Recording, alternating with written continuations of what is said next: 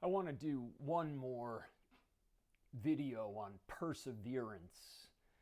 As we come to the close of 2020, it seems to me that one of the things that I'd like to be able to do is gain all of the wisdom out of 2020 that I can possibly gain.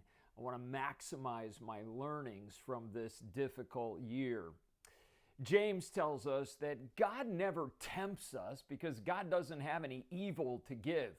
But James tells us that God does test us and that we can rejoice whenever we have trials and testing because God uses these testings to perfect us, to make us mature and complete, not lacking anything.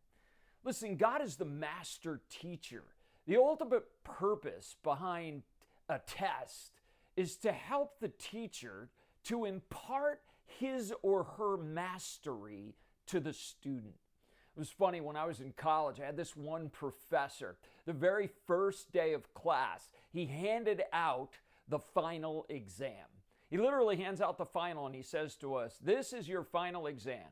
It was a math class. It was differential equations. He says, "I'm going to change the numbers a little bit, but these are the basic problems you're going to get." Then he says this, "My job is to teach you to get an A. I don't want a grade on a curve. I don't want a certain amount of A's, B's, C's, etc. I want everybody to get an A.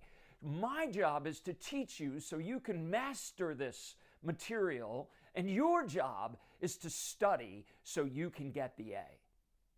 I sat there and thought to myself, for the first time in my educational experience, I finally have a teacher who understands the purpose of education. The purpose of an educator is not to display mastery. The purpose of education is for the teacher to impart his or her mastery to the student. That's why God sends us tests.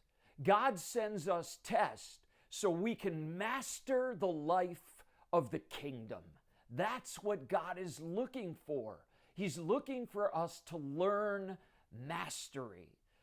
So as you come into the end of 2020 and its difficult, COVID-laden, isolation-ridden year, one of the questions that we should spend some time with God reflecting on is this: what are you trying to teach me this year?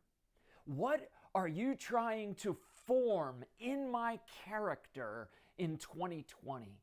And let's make sure as we close out the end of 2020 that we learn all that God has to impart to us in this season.